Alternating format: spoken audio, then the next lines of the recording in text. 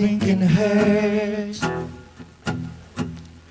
Loving can hurt sometimes, but it's the only thing that I know. When it gets hard, you know it can get hard sometimes. It is the only thing that makes us feel alive. Well, feel more. We keep this love in a photograph. We made these memories for ourselves, where eyes are never closing, hearts are never broken, time's forever frozen still.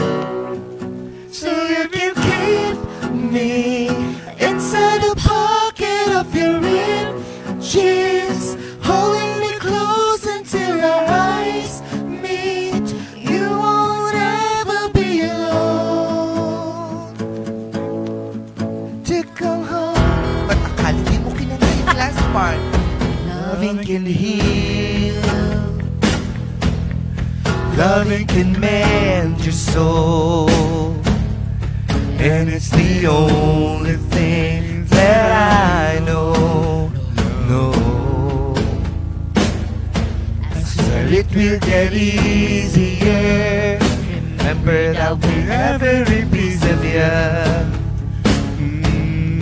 And it's the only thing we take with us when we die.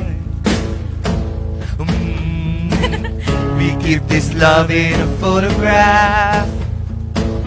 We made these memories for ourselves, where our eyes are never closing, hearts were never broken, time's forever frozen still. So you can keep me inside the pocket of your ripped jeans, holding me close until our eyes meet. You won't ever be alone. And if you hurt me, that's okay, baby. Only words bleed inside this pages. You just hold me. I won't ever let you go. Wait for me to come home. Wait for me to come home. Wait for me to come home. Wait for me to come home. Oh, you can feel me. Yes, as it bombed when you were 16. Next to your heartbeat when I shoot me. Keep it deep within your soul. And if you hurt me, well, that's okay, baby. Only words bleed inside these pages. You just hold me. I won't ever let you go. When I'm away, I will remember how you kissed me under the lamppost back on 6th Street, hearing you whisper through the phone. Wait for me to come home.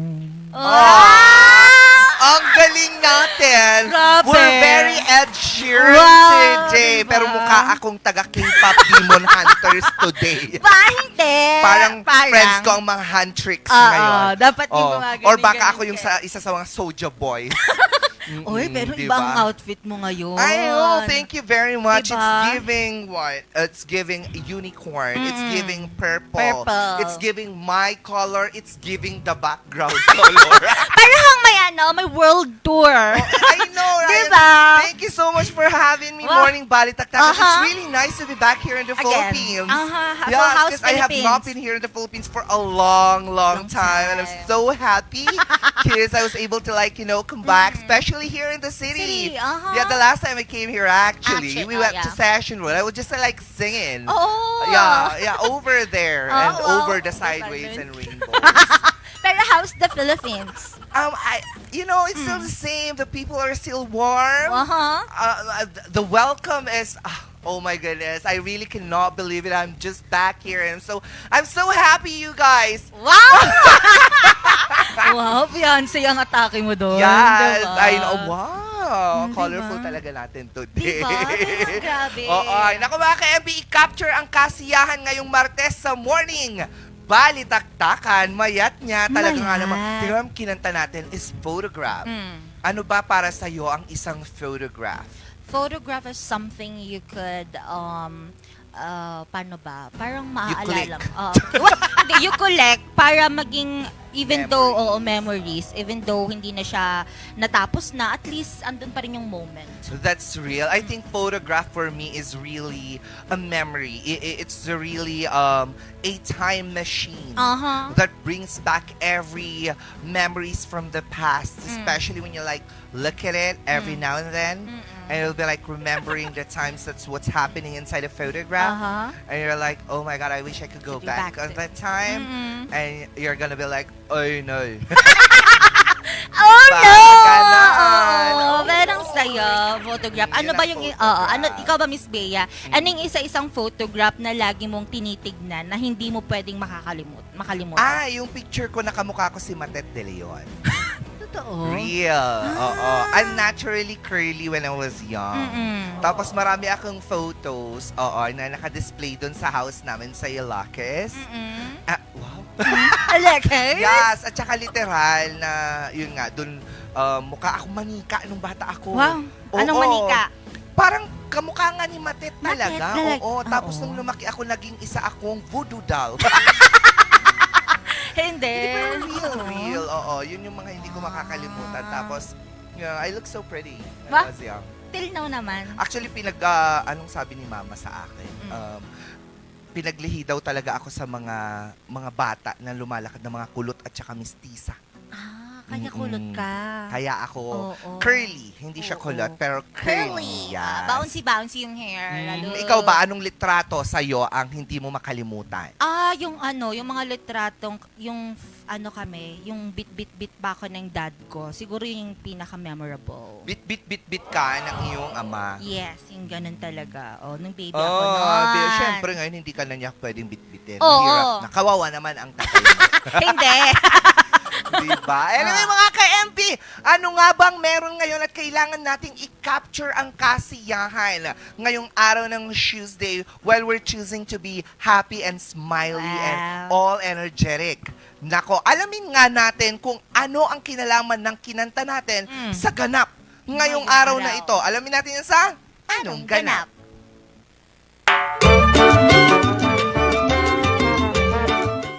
Isang click lang ng kamera, kayang magkwento ng libu-libong emosyon. Sa bawat larawan, may kasaysayan, may alaala. Ipinagdiriwang natin hindi lang ang sining ng pagkuha ng larawan, kundi pati ang kakayahan nitong magbuklod ng kultura, magpahayag ng katotohanan, at magbigay ng inspirasyon sa buong mundo. Tuwing August 19, ipinagdiriwang ang International Photography Day. Nagsimula ito bilang paggunita sa pagkakaimbento ng daguerreotype camera mula kay Louis-Jacques Monde Daguerre noong 1839 sa France. Simula noon, lumago ang photography mula sa malaking kahong kamera hanggang sa film cameras, Polaroids, DSLRs at ngayon ang ating mga smartphones. Sa pagkuha ng mga selfie hanggang sa pagdodokumento ng kasaysayan, ang kamera sa ating bulsa ay naging kasangkapan ng lahat para magkwento, magpahayag at mag-iwan ng alaala. Dito sa Pilipinas, ginamit ang photography bilang kasangkapan para sa kasaysayan at kultura.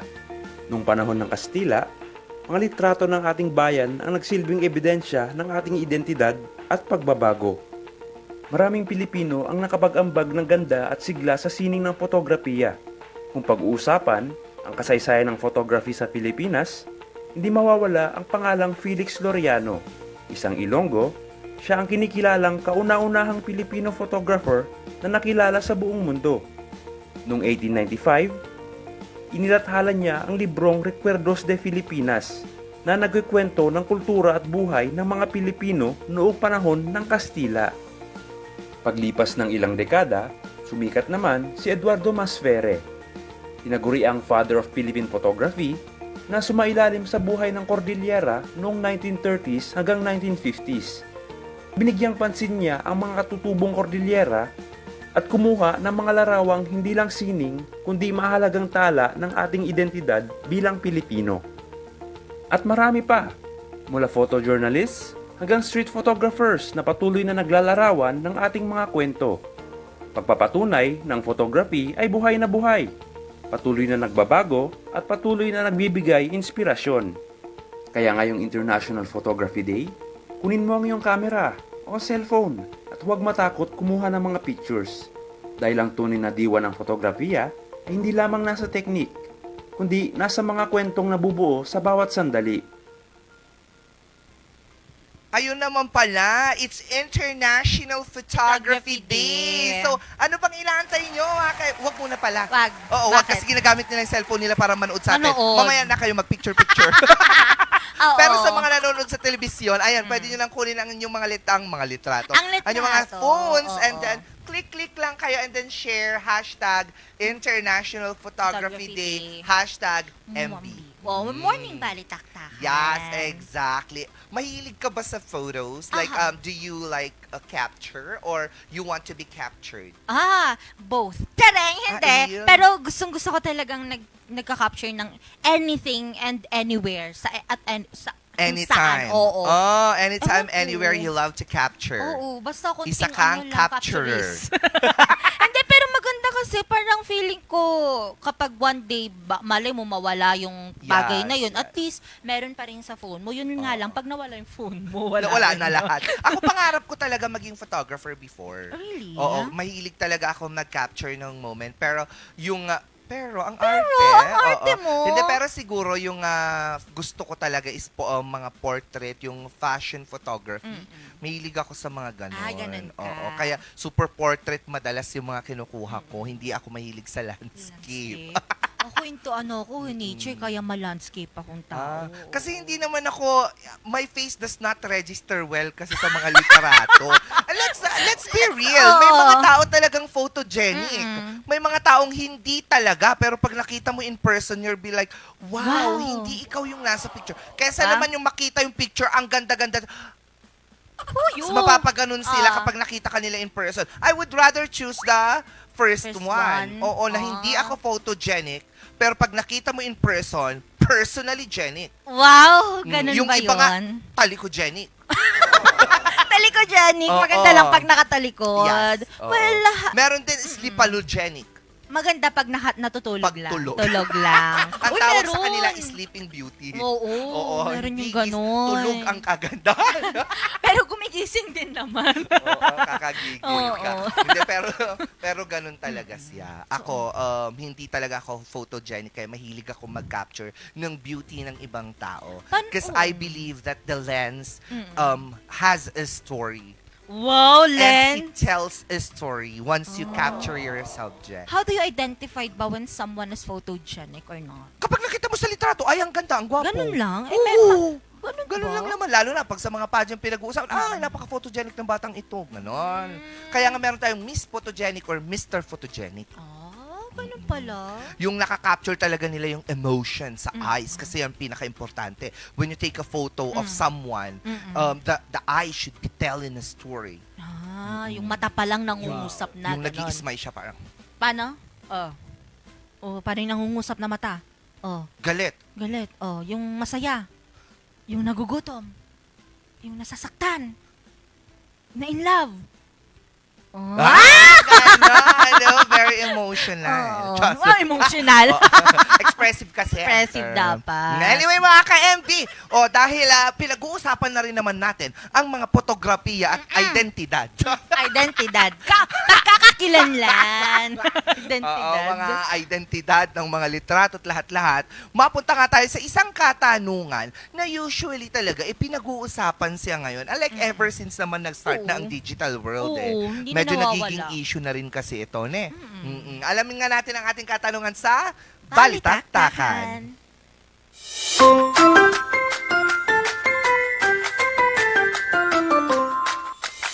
The views and opinions expressed by the host do not state or reflect those of the company and its management.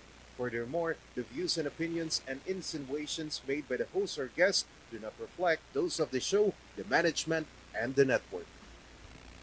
And the question is, nakakatulong ba talaga ang pag-edit ng larawan sa self-confidence? O lalo lang nitong pinapababa ang tingin natin sa sarili? Ay, bongga Alam mo, siya. there are two sides of the question kasi eh. Either it's a positive thing sa isang tao or negative thing. Kasi kung titignan mo, parang when you edit it, it feels like binababa mo yung kumpiyansa mo sa sarili mo, yung tingin mo sa sarili mo. Kasi bakit kailangan mo mag-edit Edit. kung talagang sa tingin ikaw mismo, ramdam mo na maganda ka o gwapo ka o you exude the beauty that is beyond the eyes of the beholder. Diba? Oo din. Kaso, yung isa ding side niya, yung parang, yes, some people are more confident sa mga photos nila kapag edited. Kasi the insecurity behind the editing. Doon lang sila Oo. nakakakuha feeling ko sa pag-edit ng confidence talaga. Self-esteem, Oo. nabuboost niya yung mga ganong bagay sa isang tao. Kasi nga digital world naman na ngayon, Oo. like especially if ang mga followers mo wala naman sa lugar ninyo, malamang sa malamang, yun lang ang ipapakita mo yung edited na part. Eh paano na lang kapag nakita ka nila in Ayun person? lang. Oo. Well, Oo. kung nasa sa kanila na yun actually. Sa Yeah. akin kasi, Yes. ay both ako kasi hindi naman parang ngayon, nag-e-enhance ako. Ako aaminin ko, nag-e-enhance talaga ako ng... Kaya Oo. pala ang tangkad mo sa mga litrato. Siyempre, kailangan matangkad tayo, pero I cannot edit na too much na talang maiiba na yung mukha ko kasi napapanood ako sa TV. Yeah, Sa, pero pag nakikita ko oo. yung mga pictures mo, parang hindi ikaw yung Oo, mga yun. ano ba? Ako yun. Photogenic ka. Ganon Ganon. ba yun? Pero, So, hindi ka personally genic. hindi, pero kung Eme para lang. naman sa'yo na nag-e-edit at nabibigyan ka naman ng self-confidence, Why not? go lang, hayaan mo. Ginawa nga yan para gamitin. So ano, i-imbak mo lang yan. Oo, I-take sayang advantage mo na yan. Lalo na Oo. kapag naka-premium ka. Ang daming pwedeng gawin sa mukha. May premium ba yun? May mga premium ang mga edit sa mukha. Ay, o ba? Oo, minsan yung makeup mo kahit wala kang makeup Oh, tapos lalagyan mo lang, isang click mo lang yan, may kilay ka na. May Meron blush on ng ka na. blush on, meron ka ng eyeshadow, peking eyelashes, may lipstick ka na, may pa-contour ka na at lahat-lahat. Premium yan. Ganon. Pati buhok mo. Maayos? Oo, maayos. Pati yung tangkad mo. Oo. Yung tikas ng katawan Katawan mo. Tawag doon talaga AI na eh. Thank you. At kaya nagpapasalamat ako sa phone ngayon. May 0.5. Oo. I think, I think Ikaw. that depends sa isang tao. So, personally, parang ako, doon ako sa latter part nung question na parang, I think mas binababa mo yung sarili mo kapag masaya ka sa pag-e-edit kasi nasaan yung ikaw? Nawawala na eh. Kasi, I think kahit digital world na tayo, conversing in person pa rin or nakikipag-meet ka pa rin. That's what's important. Ano yung nakikita nila sa'yo in person, not doon sa loob ng mga screens ng mga gadgets natin. So, if you're not confident enough to show the real you doon sa social media mo, imagine how difficult it is to go outside of your house looking as who you are kasi ayaw mo siya. Kasi hindi mo siya na-edit eh. Ganun ka na eh. Pag lumabas ka, yun ka na eh. Yun nga yun eh. Diba? So better na let's practice to edit in real life instead. Let's edit the personality. Diba? Let's Totoo. edit yung ugali natin, yung character natin. Ay, Because still, lumaman siya, beauty is still in the eye of the beholder and you cannot please everyone. And beauty exudes from within. Hindi naman siya from external to internal. That's internal to external. Totoo yan. Alam Makaluma pa rin ako mag-isip pagdating Alam sa mo, ganda. totoo yan. Hindi dapat mukha ang binabago, dapat personality. Kasi kung binago mo yon, lahat ng tao sa paningin mo, maganda yun. Yes, ugali dapat. Oo, dapat Oo. ang maganda, ugali. Hindi yung maganda ka, ang pangit ng ugali mo, pero artista ka, ang swerte mo naman. Uy. Oo, di ba? Or, di ba, pangit yung ugali mo, maganda ka, pero endorser ka, ang swerte mo. Ang swerte mo. Meron yung iba maganda, parang tayo. Charay! Oo. Hindi, pero... Kailan po kayo magpapa-endorse? Endorse? Igil ako sa'yo. Anyway, mga ka-FB, Umpisa pa lang yan ang pag-capture natin ng mga kasiyahan ng moments dito sa Morning Balitaktakan. Dahil mamaya mga balita namang na-capture ng Luzon Headlines ang ating pag-uusapan. Kung saan nga sa bayan ng La Trinidad, nako po, 7 pong mga sasakyan ang nasangkot sa harambola. Dahil po yan sa jeepney na nawalan po ng preno. Oo, preno. Oh. Diba? Nako po, nakakatakot po yung ganun. At hindi lang po yan dahil ngayon po medyo ano na naman ang mga nagsasalisigang, hindi lang kundi bahay, hindi lang sa bahay, kundi pati sa mga taxi. Ay, pati sa taxi. Oh, matagal naman na yan. And At hindi lang yan dahil may mga good news naman tayong maririnig at mapapanood kung saan nga etong KBP, meron silang isang advokasya na magplant, Magplot? magtanim ng mga puno at puno, mga halaman. oo.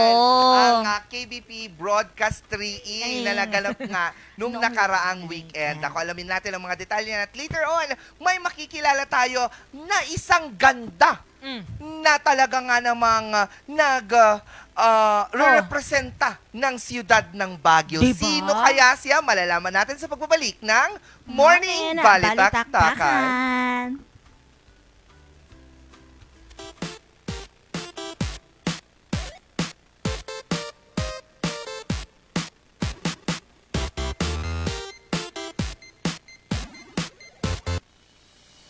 Ang bahaging ito ay hatid sa inyo ng Puerto de San Juan Beach Resort Hotel and Residences.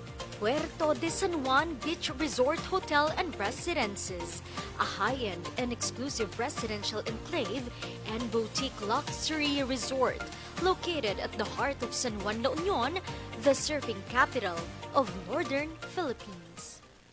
Surf to Sawa with the most affordable prepaid fiber to home. Powered by Converge.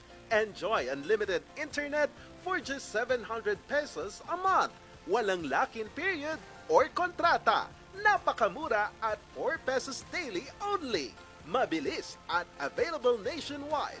Visit us today at the ground floor of Baguio Methodist Building, Marcos Highway, in front of BGH Flyover, or like and visit our Facebook page, Highland Internet Surf to Sawa. Bulok, maliliit at hindi ba malusog ang inyong mga halaman? Omega Green ang kasagutan.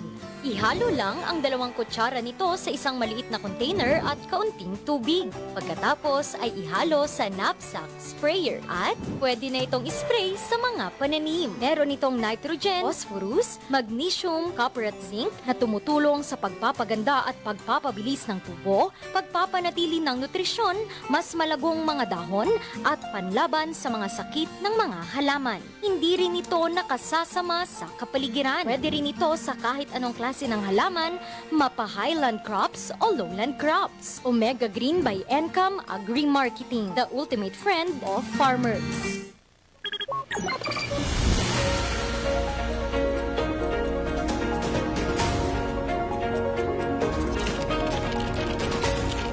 Ang iniwan nitong pinsala. Ang pagbulusok sa aking kinatatayuan ng COMELEC ang bilangan Anong pananalasa ng bagyong Chemical na ginagamit sa pagmimina. na makakapagpabuti sa buhay ng dating tennis court ng Baguio Athletic Court. ng El Nino na nararanasan. Sasakyan dito sa bangin Nang matumba ang poste ang posibleng pagbuho ng bundok. mula sa News Center ng RNG Luzon, ito ang Luzon Headlines.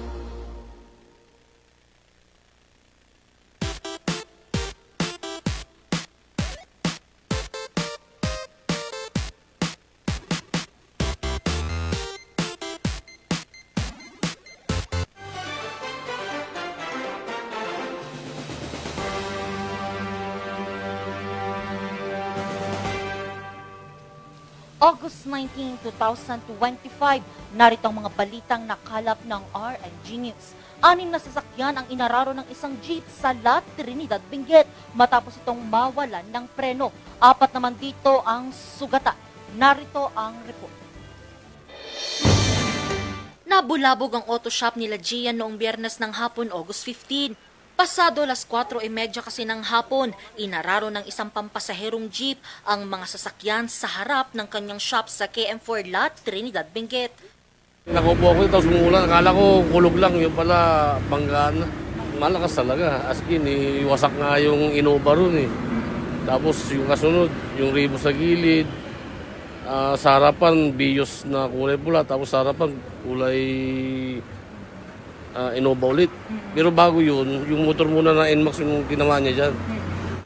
Dahil sa insidente, nagdulot ito ng matinding traffic at agad itong itinawag sa mga otoridad. Start po yan ma'am sa doon po sa KM4 mga 4:30 ng hapon. Itong isang jeep na nag-loose po yung preno niya dahilan para sumalpok doon sa mga nakaparadang motor at saka yung mga sakyan na nag-aantay doon sa mga nag-i-experience ng heavy traffic papasok. Ito pong driver, naranasan niya na hindi na kumakapit yung preno na nung mga sa KM3 pa na banda. So, naisip niya, isasadsadya na sa Istobosa, kaya lang naisip niya na baka tilapon sila dun sa may ilog. Batay sa inisyal na investigasyon ng Traffic Enforcement Unit ng La Trinidad, 2 motorsiklo, 3 AUV at 1 sedan ang inararo. 4 namang pasahero ng jeep ang sugatan. Sa kasalukuyan, nasa ospital pa yung dalawa. Okay naman yung dalawa, na-discharge na kasi may mga minor injuries lang. Hindi naman nasugatan dito ang driver ng jeep. Hindi na nagsampa ng kaso ang may-ari ng mga sasakyang naararo at laban sa driver ng jeepney at nangako itong babayaran na lang nito ang pinsala at pagpapa-ospital sa mga biktima. Angel Arquero, RNG News. Sa pool sa CCTV ang pagtangay ng isang kawatan sa bag ng isang taxi driver. Kasamang natingay dito ang kita ng taxi driver na nooy nanananghalian ng maganap ang insidente. Magbabalita, Vanessa Bugtong. Pasado 1:00 ng hapon kahapon August 17, nakuhanan ng CCTV ng Barangay Campo Filipino ang lalaking ito na nakasuot ng pulang jacket. Noong una, animoy napadaan lang sa harap ng nakaparadang taxi na ito. Pero maya-maya bumalik ito at binuksan ang likurang bahagi ng taxi. Makalipas ang ilang segundo, lumabas ang lalaki sa taxi. Bitbit na ang itim na bag.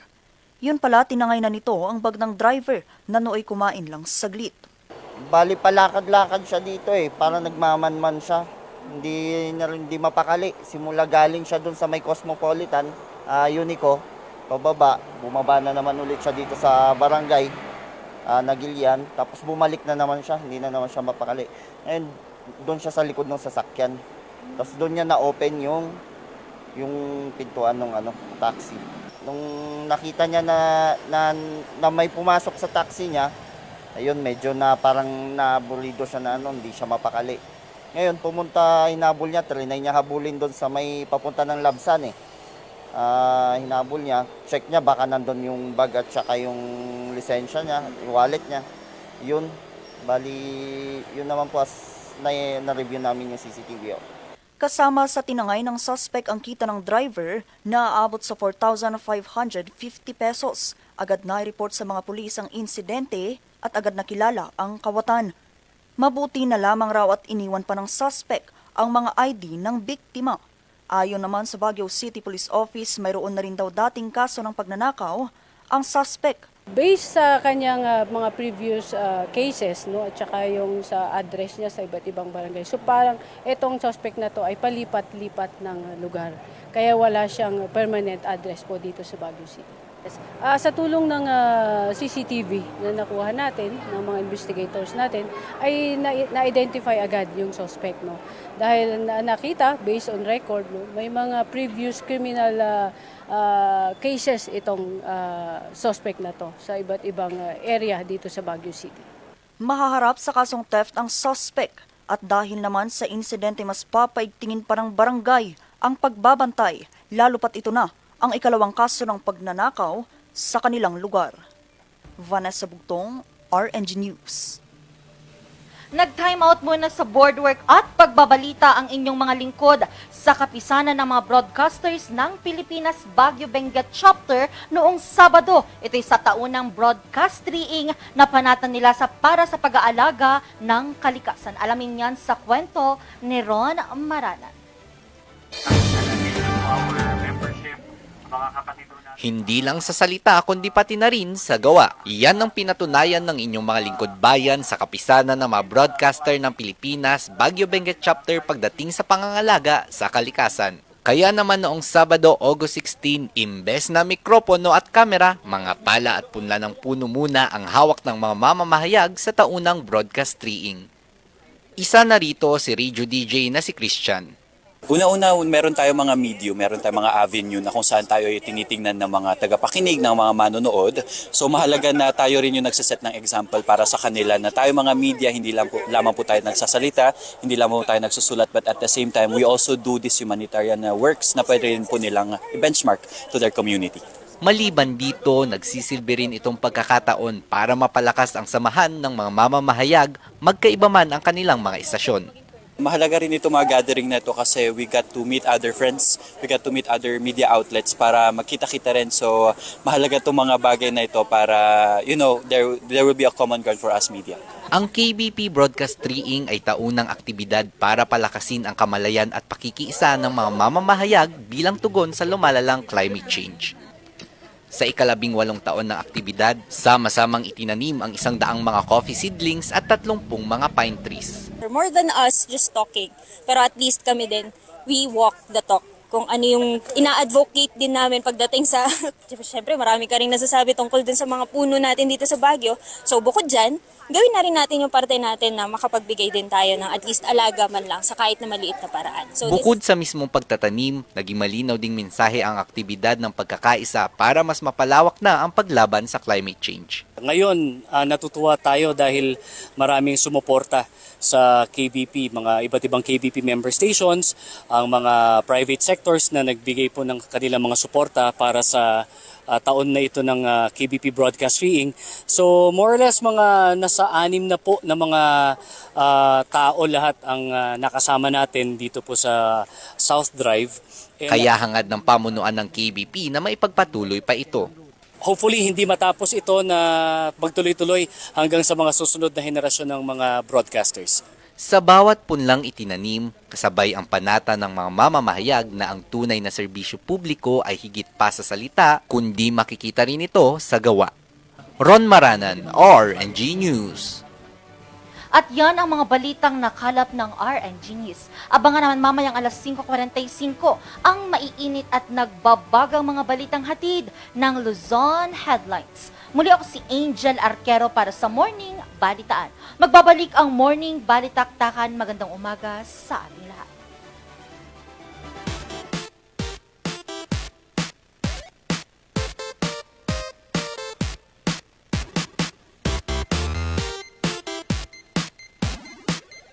Ang bahaging ito ay hatid sa inyo ng Homebound Furniture Plus. Offers home, outer, office, and customized furniture. Located at ground floor Centerpoint Plaza, Bakaking Central Marcos Highway, Baguio City. Visit now! Ang bahaging ito ay hatid sa inyo ng Pongtao Dashcam Supplier. Located at Longlong, La Trinidad, Benguet. Pongtao, para sa mga kailangan ng inyong sasakyan. Looking for a place to stay in Baguio City? Find your calm at Hotel Supreme. A good dip at their pool.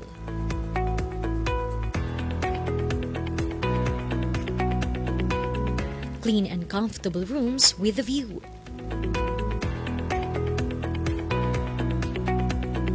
Accommodating staff.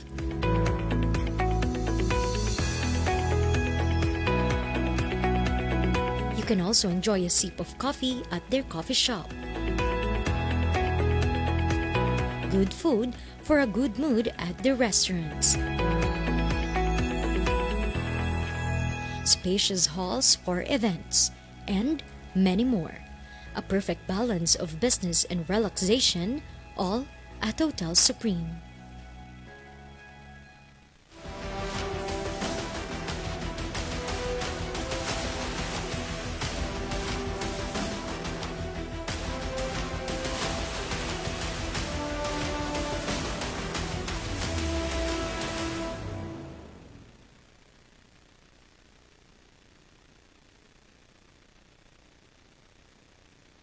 Mazar Music offers a complete line of musical instruments.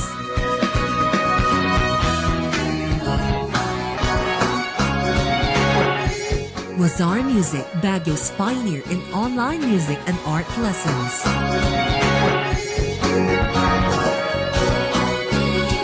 Mazar Music, bringing music closer to your hearts.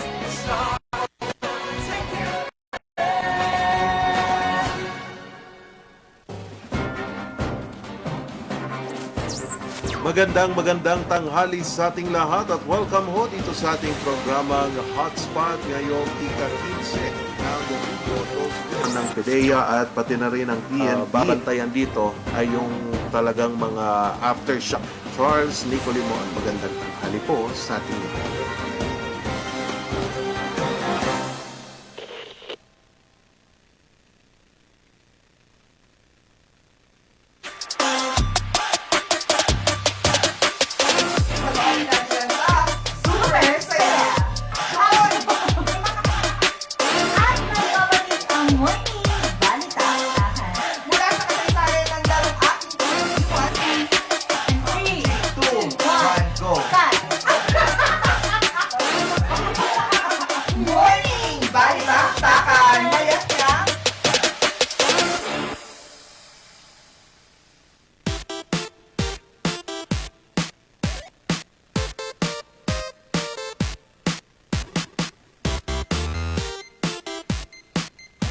At nagbabalik ang Morning Balitaktakan. Ako mga ka-MB, tuloy-tuloy pa rin tayo sa mga inspirasyon, mga kwento at mga bagay-bagay na dapat nating malaman ngayong umagang ito. Umaga ng Tuesday, August 14? 19! Ay, sorry. August 19 na pala. Oo, knock on wood. Baka merong... Wow! May panak on wood yun. Bakit may panak on wood? Alam ko na. Ano? Kasi syempre may mga pamahiin tayo pagdating sa mga ganyan. Pero, alamin nga natin, saan nga ba nag-umpisa yung knock on wood na yan? Oo, dito sa ating pamaliwanag.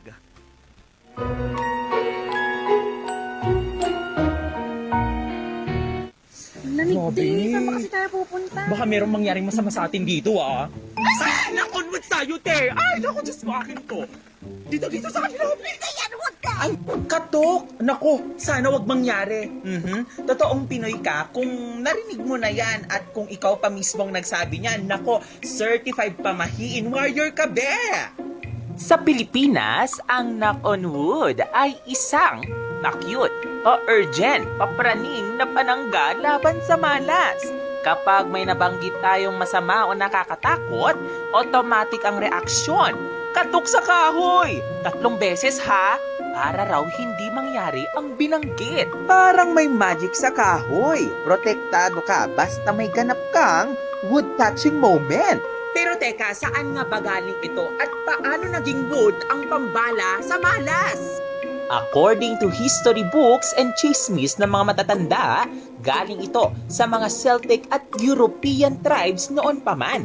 Paniniwala kasi nila, may espiritu raw sa puno at kapag kumatok ka sa kahoy, hinihingan mo ng proteksyon o tulong ang nature. Nang dumating ang mga Kastila, nadala rin ang paniniwalang ito at syempre, in-upgrade ng Pinoy, ginawang pamahiin, ginawang pangkontra, malas. At minsan, nako, excuse para makakatok sa crush. Charot!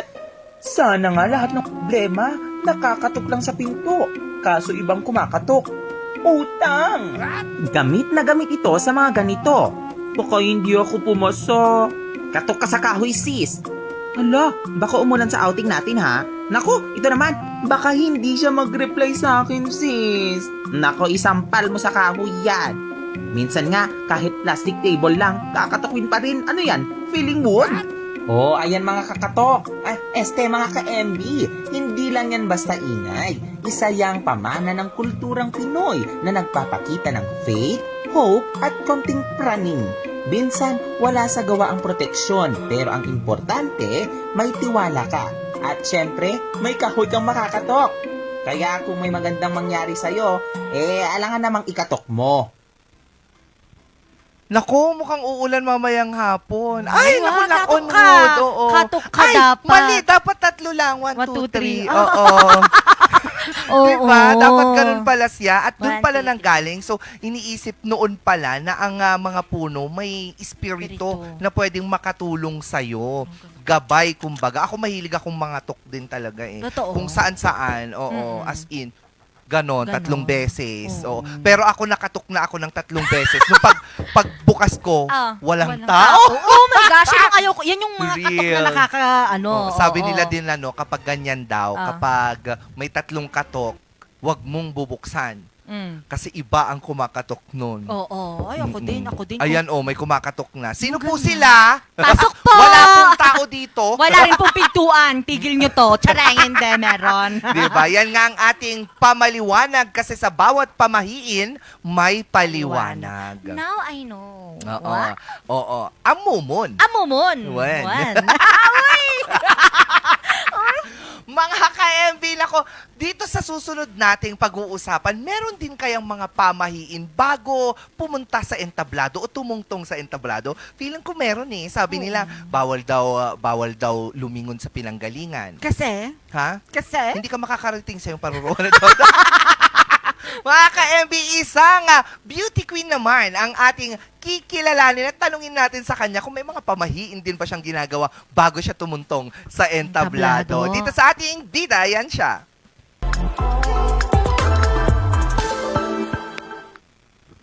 And yes, good morning and pretty morning to all of us. We have here Brian Cesare Bayang.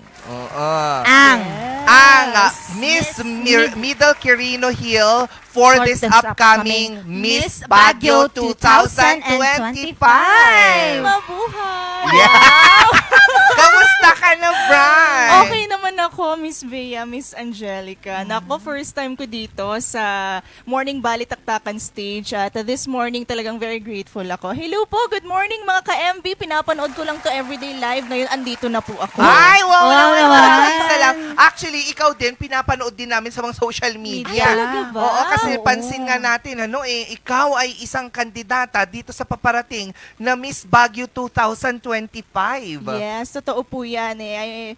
Nabigyan po tayo ng chance na i-represent ang ating beloved Middle Quirino Hill. Nagpapasalamat po ako sa kapitan namin, sa lahat ng mga councilors na sumuporta, sa lahat ng mga kabarangay ko for Middle Quirino Hill. Nako, eto na. Middle Quirino Hill kasi first time namin magkaroon ng representative for at Miss ikaw Baguio. yun. At ako yun. From Middle Quirino Hill. Yes. Sino ka dyan? Pero bago tayo mapunta dyan sa pageant journey mo Naku. muna, sino ba ang isang Brian outside of the limelight of pageantry? Actually, outside the pageantry stage, nagtatrabaho po ako bilang isang radio DJ. Yeah. So, nasa media industry din ako. Kaya, very happy ako na fellow media practitioners. Inimbitahan talaga ako dito sa stage na to. Normal lang, eto lang, na naglalakad lang sa gilid-gilid, pinagpapawisan kapag ninenervyos, nagko-commute, ayan, pumipila. So, ayun po si Brian, outside the spotlight, outside all the glam. Simple lang, ganon. Diba isang radio DJ yan? Yes. Alam mo ba kung anong pangalan niya doon? Ano? Ha! Chikutita. Parang narinig ko na rin Si Sexy yan. Inday. Oo, narinig ko Yes, na. ako po si Sexy Inday. Ng Hello Barangay po. FM. Anyway, bago ka pa man mapasok kasi sa pageantry, I heard that you also do modeling, ano? Yes, doon po ako nag-start sa modeling talaga. Last year po ako officially nag-start sa modeling, which is I think a great platform if you want to go into pageantry. Kasi iba yung training ng modeling and then magandang preparation yon in case na gusto mong masanay sa stage, ma-expose sa mga tao, di ba? Magkakaroon ka ng training bago ka mag-upgrade into pageantry. So, salamat sa mga nakasama natin sa ating modeling journey, sa mga training na na-experience natin, sa mga outfits talaga from our Cordilleran designers na nasuot natin at nairampa on stage. Yun. Pero, ma'am, when did you decided po na parang sumali po sa pageant industry? Kasi nabalitaan ko, last time din, sumali rin po kayo sa isang pageant. Yes po, actually Mr. and Miss recently Cordillera lang. yun. Yes, recently lang po siya actually. 4 years now, talagang yun po yung pageant na gusto kong salihan. And then sinasabi ko sa mga tao around me na may specific pageant talaga akong gustong salihan. And then, ayun na nga po, nakasali ako sa previous pageant na yun, which was Mr. and Miss Cordillera. But then, ang dami kong experience na naranasan doon, ang dami kong memories na naranasan. So, parang ngayon nag-crave ako ng more experience pa. So that's why I decided to join Miss Baguio as well. Para sa experience, para sa memories, para mapatunayan din sa sarili ko and to the people who support me na kaya naman, ipapati tayo kasi dyan. How do you think yung past na experience mo nga sa pagsali sa pageant will help you now dito sa Miss Baguio 2025? Oh, it helped me kasi mas nag-mature ako since then. Kung dati maraming doubts, maraming worries, maraming overthinking na nangyayari. Ngayon naman mas subtle na yung approach natin kasi nga na-experience na natin yung magstay sa stage before, mag-perform in front of other people. Ngayon naman na we're doing it all over again, alam na natin yung pakiramdam, kaya alam ko na kung paano yung mindset ko going to the stage. Bakit dati ba ano ang mindset mo dati? Nako, nervyosa po ako talaga. Totoo. Hindi man po obvious, pero talagang nervyosa ako at grabe po akong mag-overthink. Totoo. Kinokompara ko yung sarili ko sa ibang candidates. Hala, ang nipis niya. Grabe yung balakang niya. Ganon. But now po iba na po. Mas maging proud tayo sa sarili natin. Regardless of our shape, kung ano man yung talent natin, kung ano yung features natin, di ba? Maging proud po tayo doon. Totoo yan, Miss Bea. Kasi nandun ako nung coronation night ng Mr. and Miss Cordillera. Isa si ma'am na nakakuha ng attention ko. Wow. Diba? Sino ka dyan? Di ba naman? Sino rin kaya makukuha mong attention? Ay, meron na pala. Hindi Wag, ko wala na yun. Natukot ko. So, how's your preparation naman now for Mr. and Miss, for Miss Baguio rather? Anong ginagawa natin preparasyon?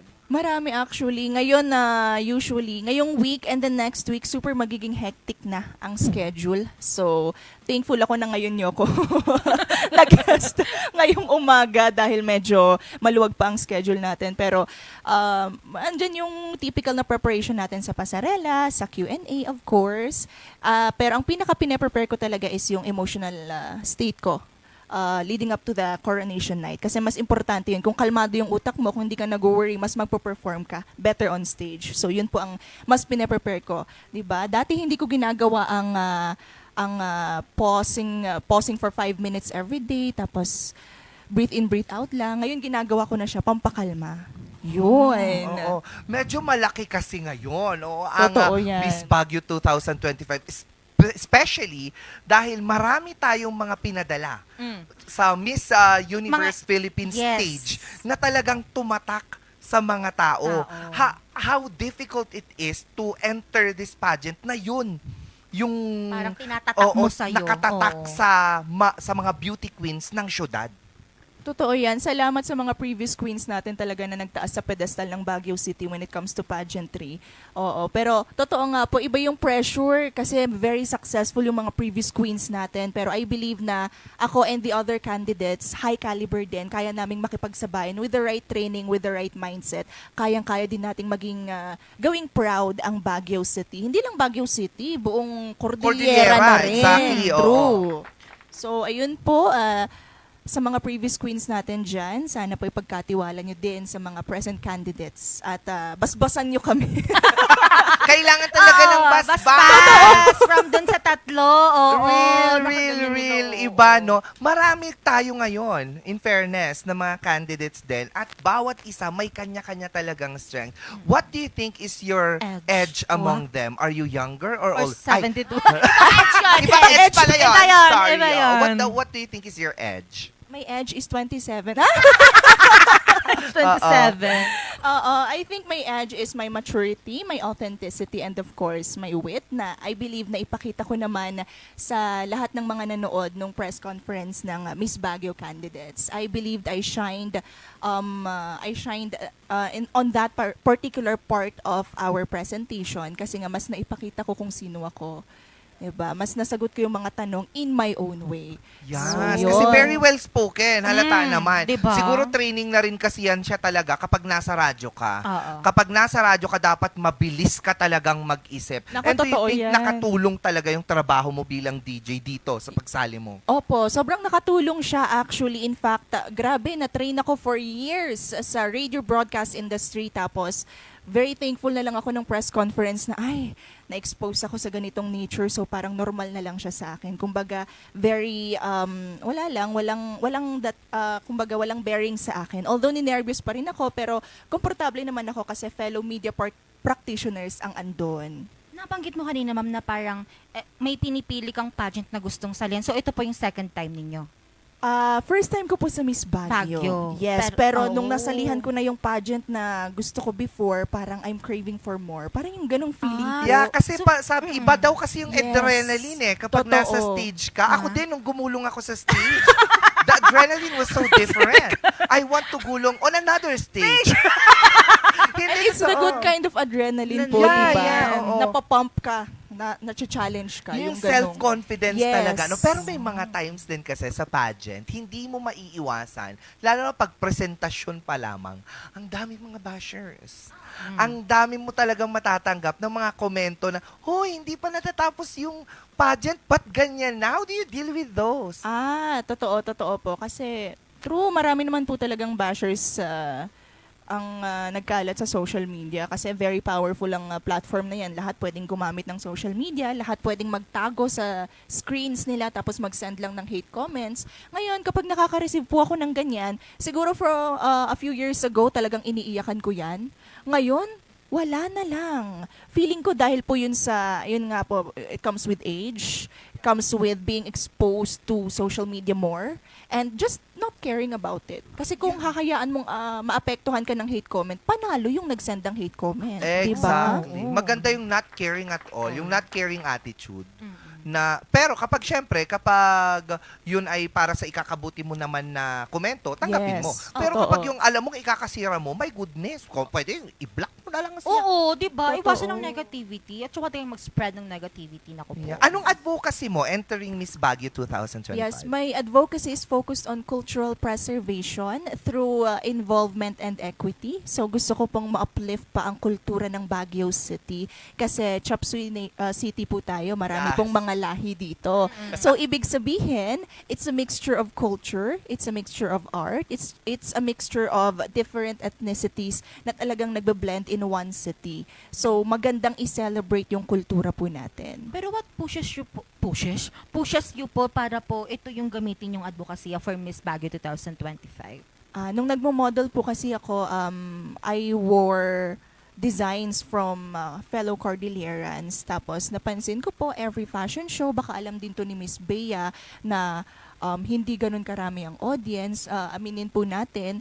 Pero sobrang ganda ng mga inirarampa naming damit. Nakakalungkot na hindi siya na-appreciate ng mga kababayan natin, ng mga kasyudad natin dito sa Baguio City. That's why yun po yung unang napasok talaga sa isip ko na advocacy upon entering Baguio City. Kasi feeling ko, if we focus on culture as well, mas magbo-boom pa ang turismo natin dito. Kasi mas maiintindihan ng mga tao kung ano yung istorya ng Baguio City through our culture. Yeah. So hindi lang yung patungkol sa sarili mo yung gusto mong ilabas sa advokasiyang ito, pero yung kwento ng mga taong nasa syudad ng Baguio. At totoo 'yun doon sa modeling kasi nakasama ko na siya sa isang rampahan, ang Inabel Resurgence na mangyayari ulit sa darating na October.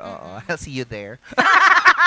Wala talaga, konti lang ang audience at napakaganda din na maging stage mo din itong pageantry kasi may mga nakilala ka na ng mga designers ng ganito.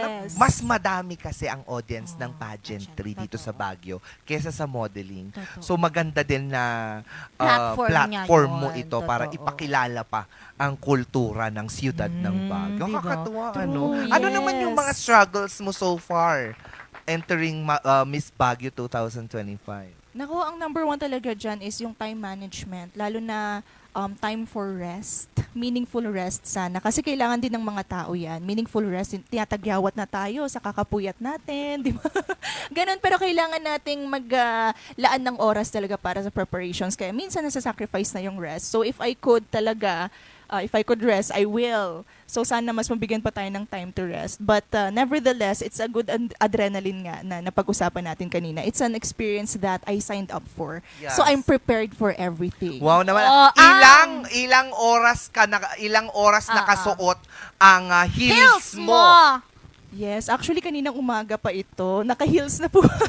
So tuloy-tuloy na yan, part of the training. Tuloy-tuloy na, yes po, for the whole day na. Although may baon naman po akong extra shoes. Lalo kapag maglalakad uphill or kung steep yung stairs, ganon. Pero for training talaga. Talagang ginagamit mo. Yes. Actually, galing siya sa may waiting shed. Waiting shed. Waiting shed sa taas. Ito na yung suot niya, kababa dito sa bus. Diba? Yes. Do you go to the gym na rin? Yes, I have to. Diet.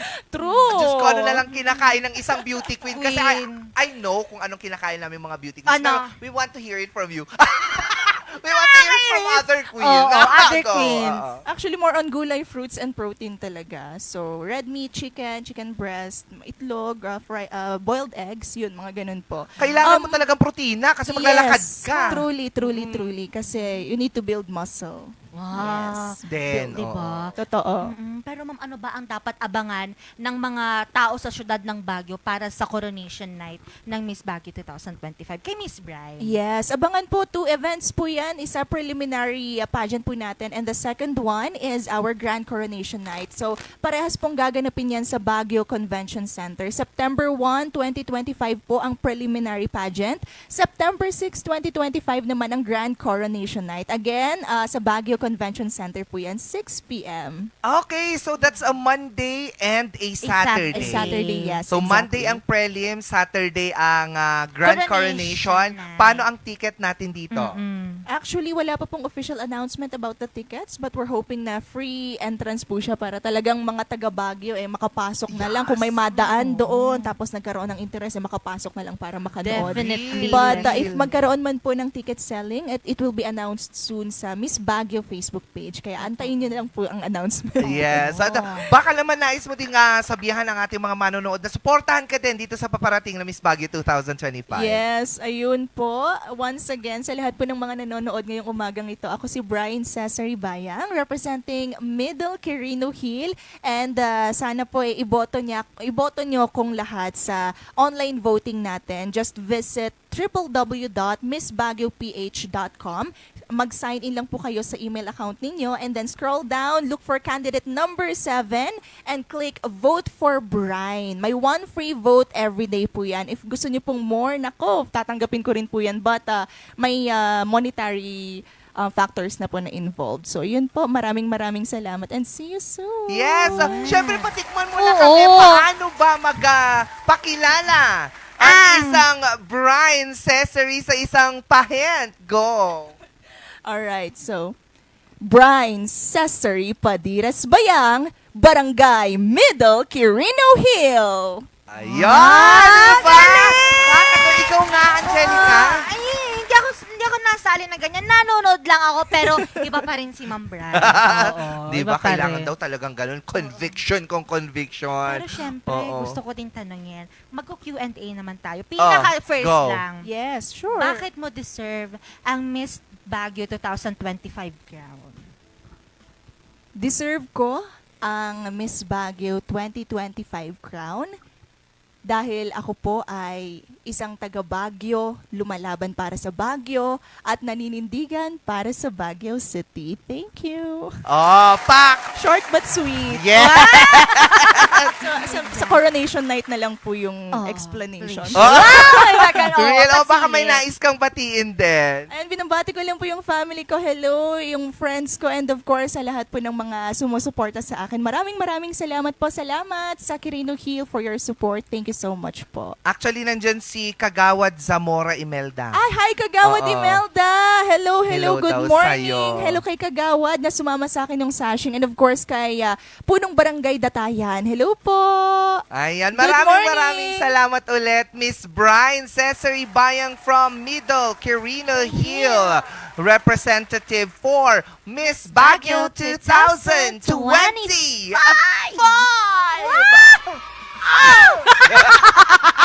Ayan, abangan po natin yan. September Oo. 1 and September 6, mga ka-MB. Yan nga po ang kinapture nating moments ngayong araw dito sa Morning Balitaktakan. Pero bago tayo magtapos, thank you muna kay Pong Tao Dashcam Supplier located at Longlong La Trinidad, Benguet, Pong Tao, para sa mga kailangan ng inyong mga sasakyan. Homebound Furniture Plus, Baguio-based furniture showroom that offers home, outdoor, office, and customized furniture. They are Field Jobs accredited, free ocular inspection with free assembly, and with a minimal delivery charge. Homebound Furniture Plus is on a mission to make Baguio City even more beautiful. Visit them at Pure Gold Building, Marcos Highway, Baguio City. We would also like to thank Puerto de San Juan, your premier beach resort and hotel destination, and San Juan La Union Experience Puerto de San Juan. Of course, hindi rin magpapauli ang Surf to Star with the most affordable prepaid fiber to home powered by Converge. At mga ka-MB, muli na kasama nyo na naman ngayong makulit, masaya at very informative na umaga, Miss Beyang, nag-isang bumbilya sa Morning News.